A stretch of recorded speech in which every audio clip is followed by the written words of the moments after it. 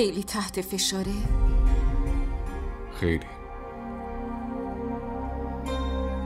خیلی تحت فشاره. نمیدونم چرا. بدبختی‌های تموم عالم، نفریناش، فقط تو تقدیر آدمای بی‌وفا نوشته شد. ما که از عمد بی‌وفایی نکردیم. ما هم خیلی ناراحت شدیم. ما خیلی شبا نتونستیم راحت بخوابیم.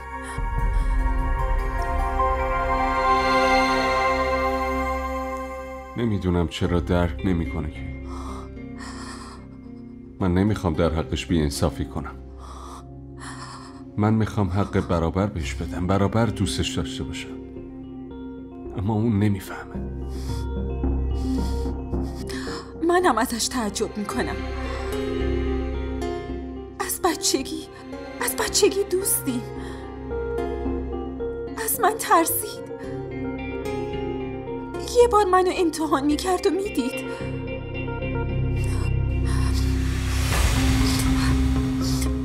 تو هم با حرف بچه قضیه رو تموم کردی.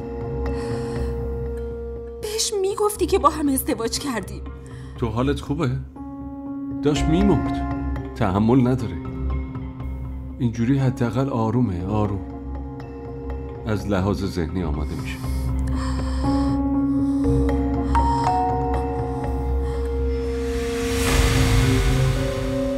وایسا من میبینم.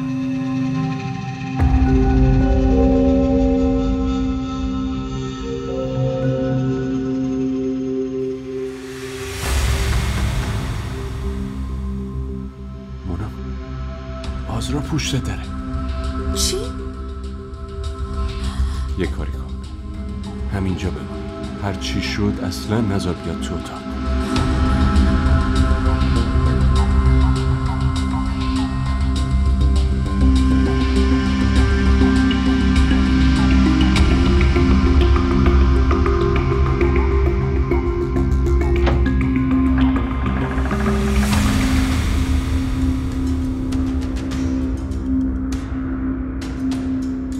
میشه بیام تو؟ اینم سواله که میپرسی؟ چی کار کنم؟ عادت ندارم به زور وارد خونه دیگران بشم. لطفاً بیا تو.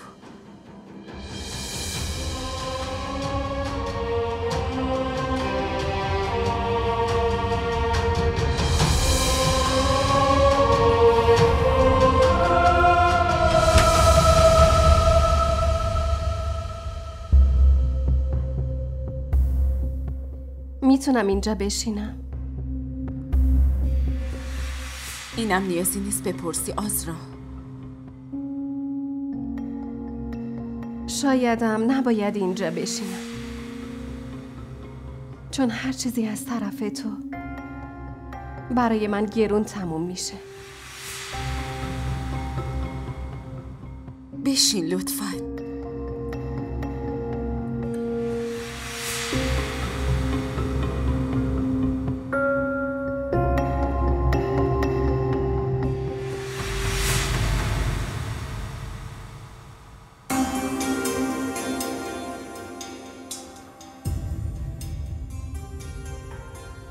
دوستیمونو که بیخیال شدی، حالا کنارم هم نمیخوای بشینی؟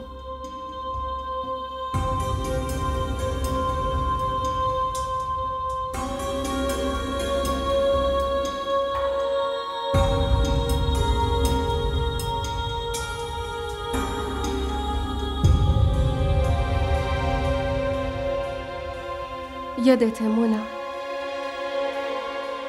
از بچگی تا همین الان همه چی رو مثل هم می‌خریدیم.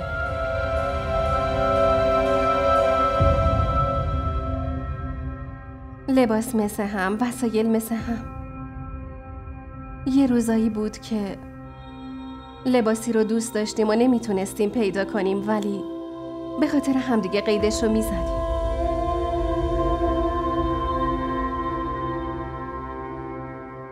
و اگه یکیمون یه چیزی داشت و اون یکی نداشتش، به خاطر هم خوشحال می شدیم.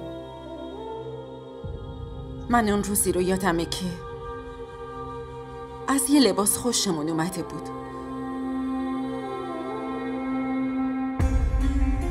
قیمتش اونقدر گرون بود که باید پولامون رو هم میذاشتیم که بخریمش. بعد پولامون رو هم گذاشتیم و خریدیمش. گاهی تو میپوشیدی، گاهی هم من. اما واقعیت اینه که اول من خوشم اومد. یادته؟ اما بیشتر پولشو من دادم، نه؟ اشتباه منم همین بود. اگه لباسو نشونت نمیدادم، نه تو خوشت میومد، نه پولشو میدادی و نه هیچ وقت صاحبش میشدی. اون موقع که با شریک شدن مشکلی نداشتی. الان چی شده؟ اون موقع مشکلی نبود، ولی الان هست. یه چیزایی رو قبلا دوست داشتم، ولی الان ازشون خوشم نمیاد.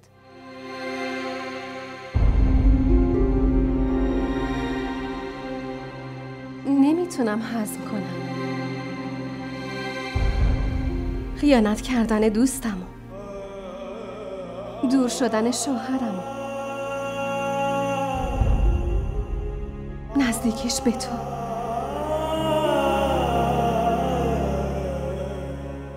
مونا، من همه چی رو فراموش میکنم. تو رو میبخشم، اما لطفاً دیگه دنبال شوهرم نباش. اونو فراموش کن. شاهمی رو به هم برگردون. ازم دورش نکن. بدون شاهمیر نمیتونم. بدون اون نمیتونم زندگی کنم.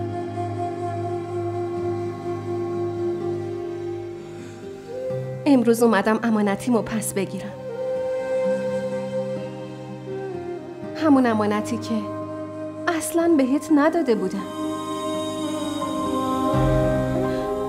اگه تو نمی اومدی تو زندگی شاهمیر، اون هرگز عشقمو فراموش نمی کرد. الانم همونقدر دوستم داره. قبلا هیچ وقت از من بچه نخواسته بود، ولی الان از وقتی تو اومدی تو زندگیش بچه میخواد. خودت میدونی که در توان من نیست. من نمیتونم. آزرا اونم آدمه. اونم حق داره خوشحال باشه، نه؟ اونم تو رو دوست داره. ولی تو چرا میخوای از داشتن بچه محرومش کنی؟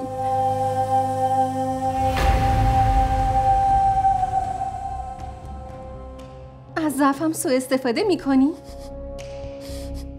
نه آزرا،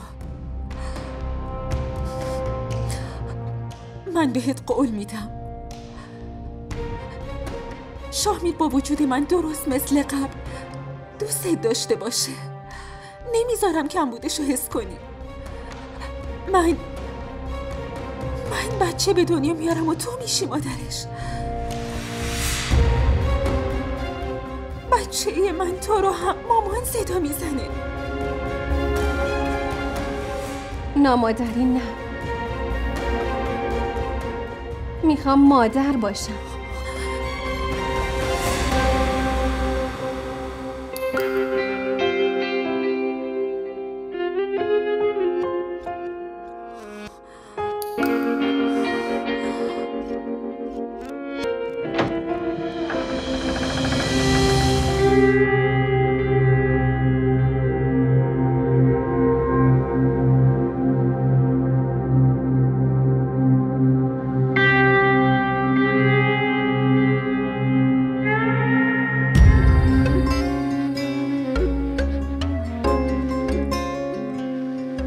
من اون روزی رو یادمه که از یه لباس خوشمون اومده بود. قیمتش اونقدر گرون بود که باید پولامونو میذاشتیم.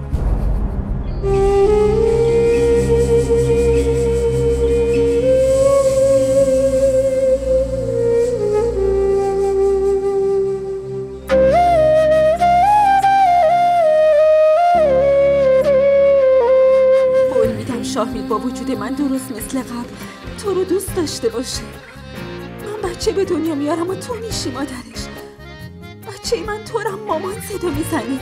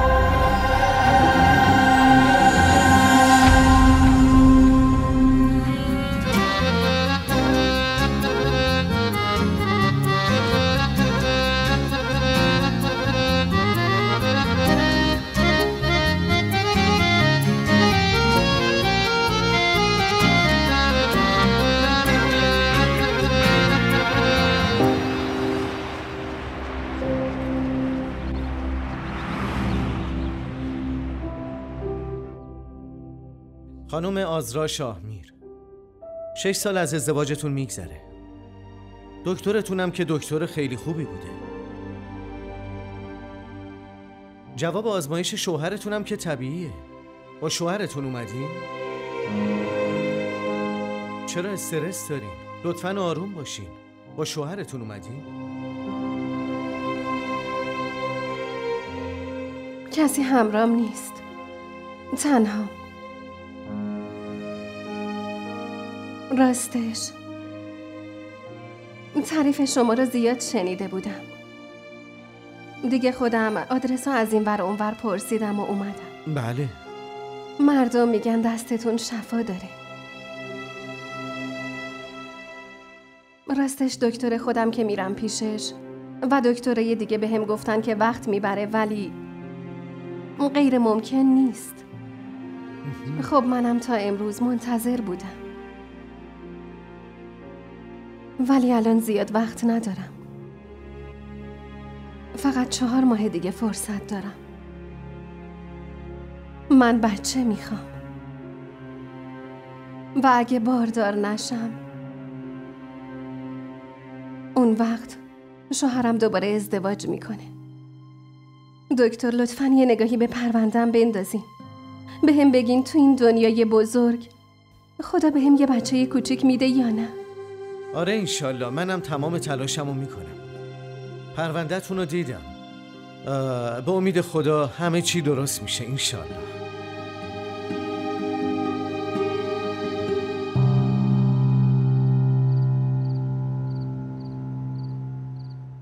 آبجی آبده میگفت واسه بله برون میخوان بیان. میشنوی شاهنواز؟ آره شنیدم. پولم که بهتون دادم. این قضیه به خاطر پول معطل نمونده. به خاطر خانومت معطل مونده. شما چرا اینقدر منتظر اومدنشی؟ بهتون که گفتم اون دیگه برای من مرده. پسرم باید به مردمم جواب پس بدیم. اونا چی میگن؟ مردم این قصه ها رو با گریه میشنون و با خنده تعریف میکنن. پیش آدمای غریبه که نمیتونیم از الان اختلافاتمون رو تعریف کنیم. فردا هم اونا به خواهرت تیکه میندازن. خب چی کار کنم؟ به دست و پاش بیفتم؟ برو بچه ها رو بیار. ببین چطور دنبالت راه میفته. بعدش هم نگهش دار. مامان، بچه ها خیلی کوچیکن. کسی نیست به کارای من برسه. کی میخواد مراقب بچه ها باشه؟ اصلا به اونجا نمیرسه پسرم. میبینی یه روزم نمیتونه بدون بچه ها بمونه. با سر میاد خونه.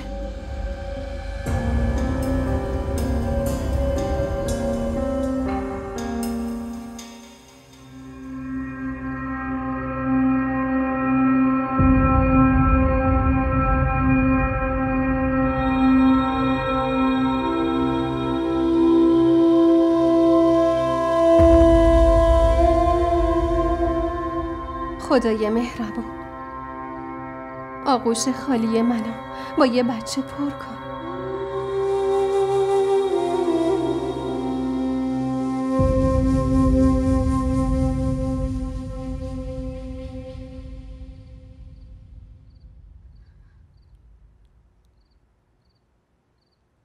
ای وای.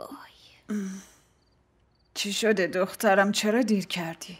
خوابید؟ آره خوابید. نمیدونم چرا خوابش نمی برد. داشتم فکر میکردم حلقه الماس خیلی گرون نیست؟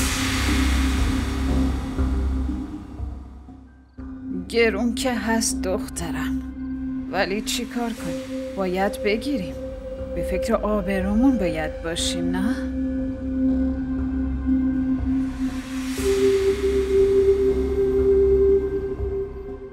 مادر جون. بله دخترم بگو.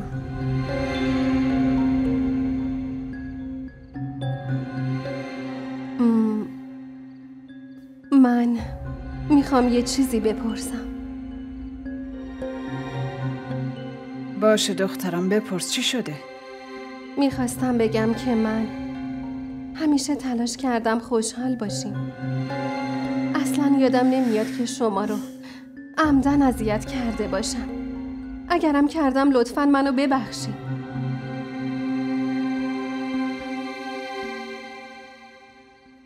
مادر جون لطفاً به هم بگین آزرا من بخشیدم.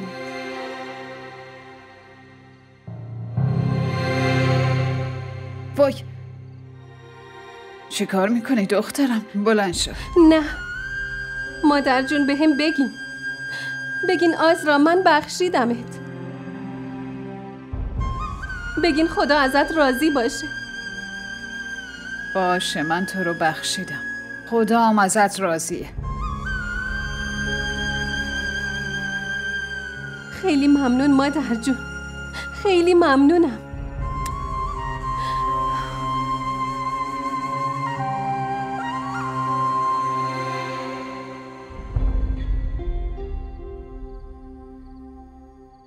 داداش شاهنواز منو ببخشی. مگه چه بدی کردی؟ پس بگین برو من بخشیدمت. بگین خدا ازت راضیه. آره من بخشیدمت.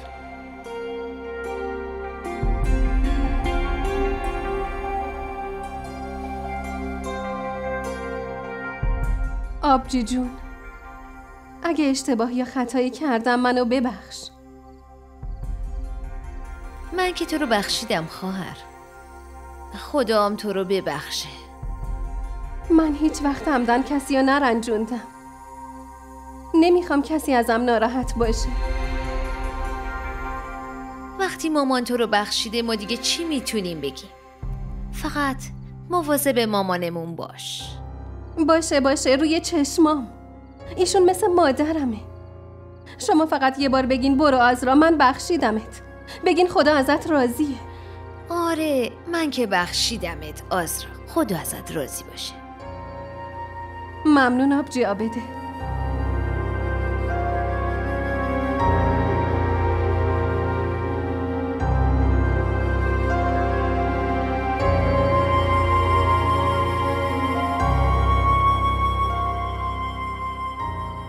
حنا جون تو مثل خواهر کوچیکمی.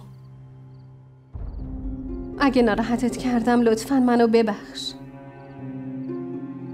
یه چیزی بگم زنده داشت؟ ناراحت نمیشین؟ نه بگو. آدم نباید اینقدر ظالم باشه که وجدانش آروم نباشه. شما دوتا عروسا با هم کاری که با مامان بیوم کردین و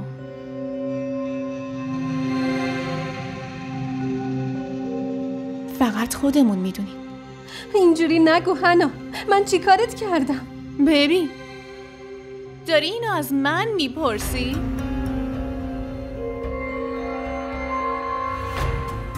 هرچی، نمیخوام وارد این بحث بشم، اما بدون چوب خدا صدا نداره. من از نفرین خیلی میترسم. منو نفرین نکن. این چه مزخرفاتیه هنا؟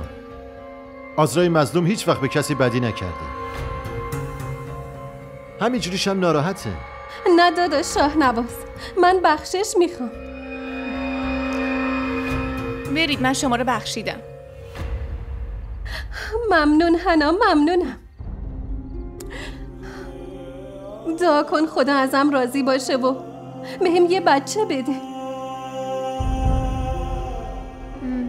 عروسا با غرور جوانیشون به مادر شوهر بیوهشون ظلم میکنن، اما اینو فراموش میکنن که چوب خدا صدا نداره و اگه خورد خیلی خطرناکه.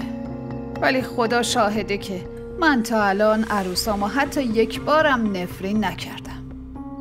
از اون مادر شوهرام نیستم که دشمن خوشحالی عروسام باشم. برو دخترم، خدا هدایتت کنه، خدا آغوشتو پر کنه، خدا کمکت کنه. من که بخشیدمت.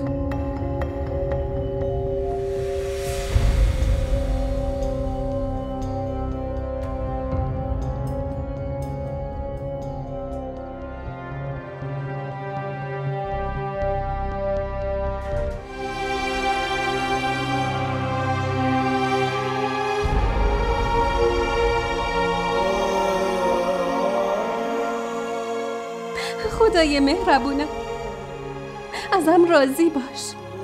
من نمیدونم کیا رو رنجوندم.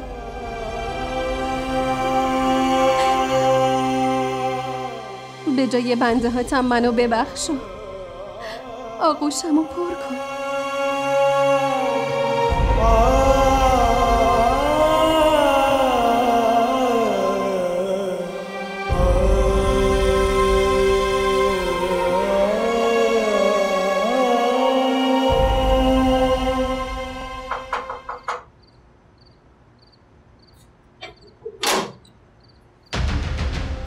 تویی؟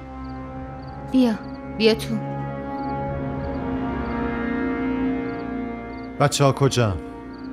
بچه ها بالا خوابیدن.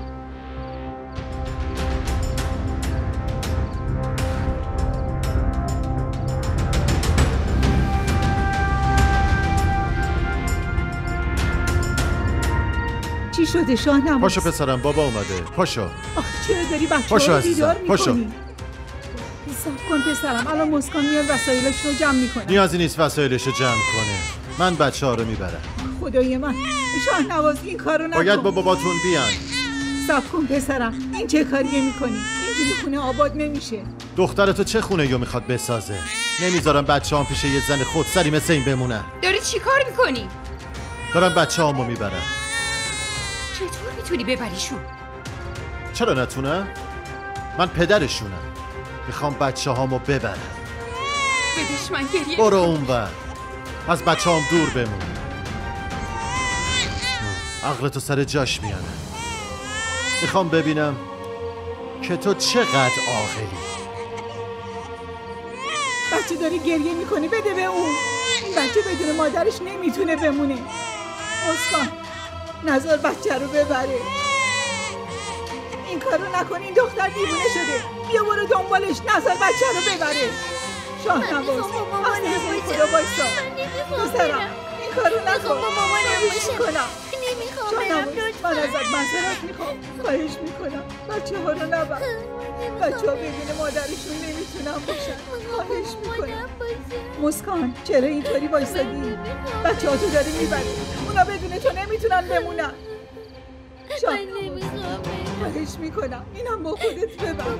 بچه ها بدون اون نمیتونن بمونن. من ازت معذرت میخوام. من نمیخوام برم جایی. مسکان، حرف بزن. محض رضای خدا.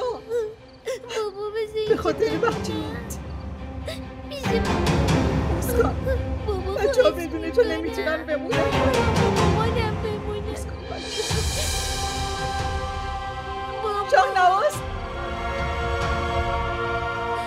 شاهنواز بچه ها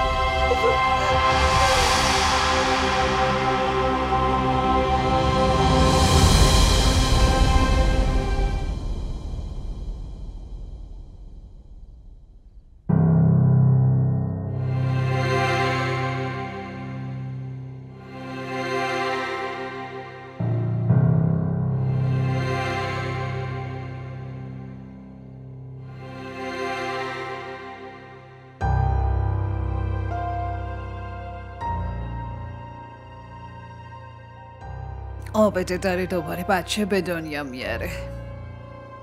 انشالله خدا کمکش کنه به خوبی و خوشی این مدت رو بگذرونه. آمین.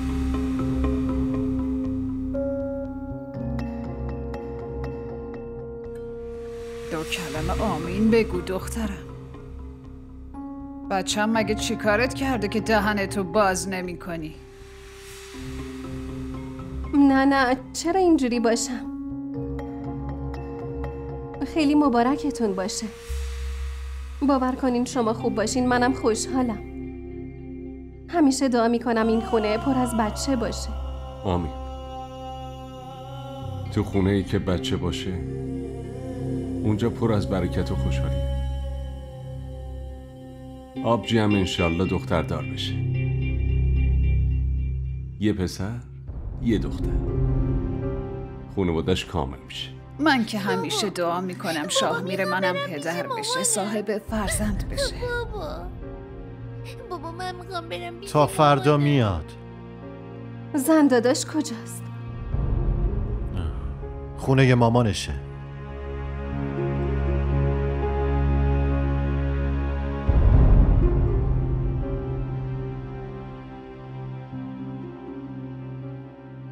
داداش پس چرا اونجا ولش کردی؟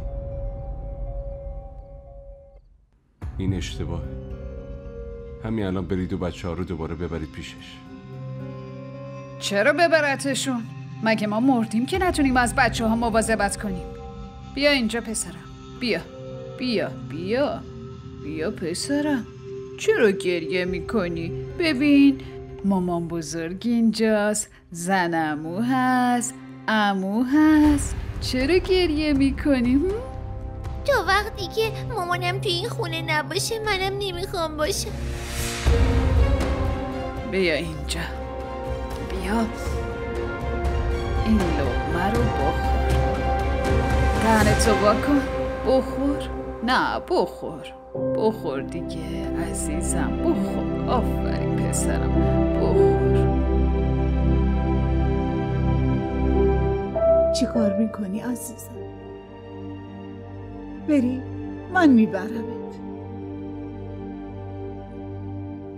اون پدری که با زور بچه هاشو از مادرش جدا کنه پدر خوبی نیست. همش هم سر کاره. بچه ها تمام روز اونجا گشنه و تشنه میمونن، مثل بچه های یتیم از عمه‌شون کتک میخورن. اونا هنوز خیلی کوچیک. نمیدونم الان تو چه حالی هم. کسی بهشون شیر داده یا نه؟ بهش زیر پای مادره به خاطر همین تصمیمای سخت. وگرنه یه لقمه هم پدرم میتونه بده. اما یه مادر غرور و زندگیشو همه رو برای بچه هاش میخواد. اگه غرورتو کنار بذاری و برگردی خونت، شوهرت قدرتو خیلی میدونه. بچه هات همیشه مال تو هم. دخترم هانیت کوچیکه. شیراز میفهمه. اونا بهت نیاز دارن. اگه الان تو این شرایط کنارشون نباشی، تا آخر عمر ازت متنفرن. به حرفام گوش کن. بری. منم همراهت میام. اگه یه شب بچه ها بدون تو بمونن، دیگه هر شب عادت میکنن.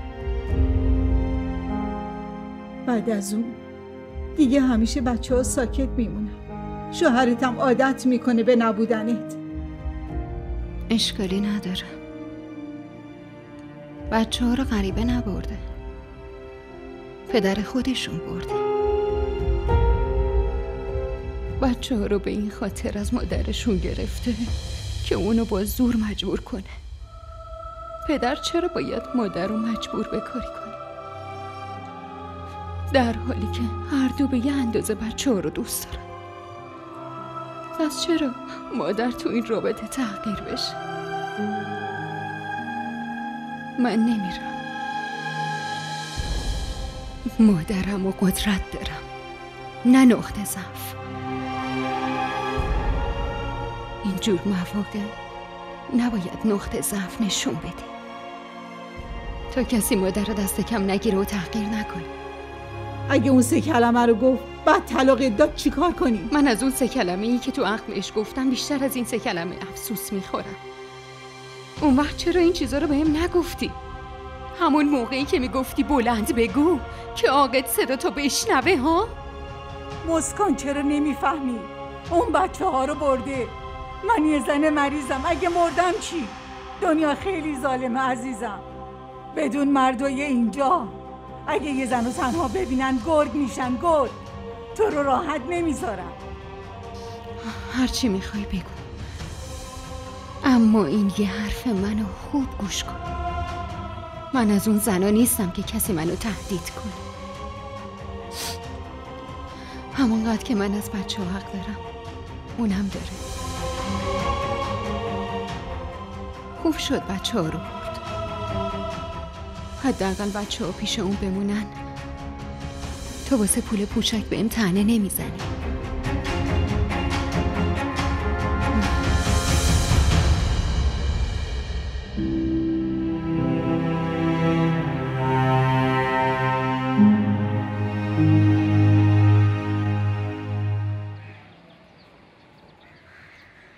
بابا با مامان دعوا کرد و ما رو با خودش آورد. ببینم دهنتو وا کن. دندوناتو موش خورده. خب دیگه حالا بیا غذاتو بخور. بگیر وا کن. ببینم این بچه ننه چی میگفت؟ هیچی، در مورد مامانش حرف میزد. حرف نمیزد، داشت شکایت میکرد. چیزی نیست هانا.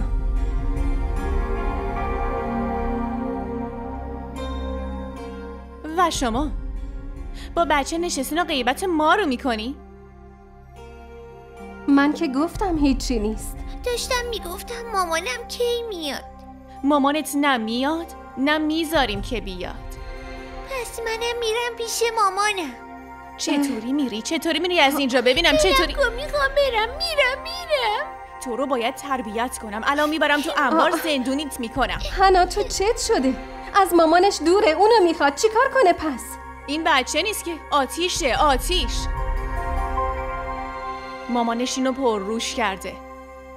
بزرگ بشه یه روز ما رو هم میسوزونه. چه خبره؟ چه نمایشی رو انداختین؟ مامان، چهره واقعی این نوت هم دیدیم. این شیراز نشسته پیش آزرا بدگویی ما رو میکردن و ایشون داشت با ناز بهش غذا میداد. مام بزرگ این چاق منو زد. به کی گفتی چاق؟ ساکت شو، برو ور ببینم. و تو؟ کجاست اون چهرت که دست التماس بلند کرده بود یا از همه معذرت میخواستی؟ فکر کردی جاریت میاد یهو ما بد شدیم؟ بعدم که دیدی جاریت نیامد بچه ها رو زدی زیر بغلت و بعد ما رو پیش بچه ها گفتی. اوی خانم، این دعاها اینجوری قبول نمیشه. نیتت باید پاک باشه. با این حسای الکی مادرونه هیچ کس مادر نمیشه. کسی که بخواد خودشو مادر جا بزنه جادوگره. میبینی هانا؟ حالا این بچه از ما براش عزیزتر شده. گوش کن. لازم نکرده با دست بهش غذا بدی. بزرگ شده. بذار پیشش گشنه شد خودش میخوره. نه نمیخورم.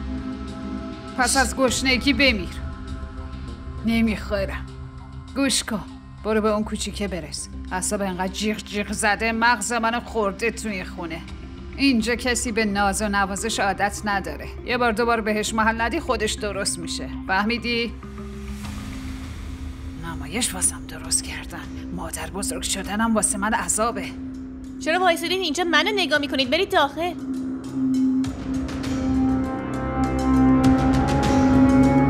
بریم عزیزم.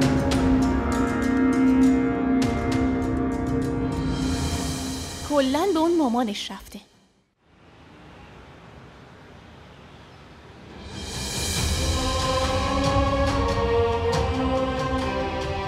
شیراز چرا اینجا خوابیدی؟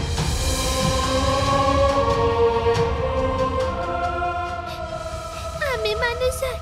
عمه به هم حرفایی زشت زد. عمه اذیتم میکنه. کتکم زد بابایی. بابا در روم قفل کرده بود.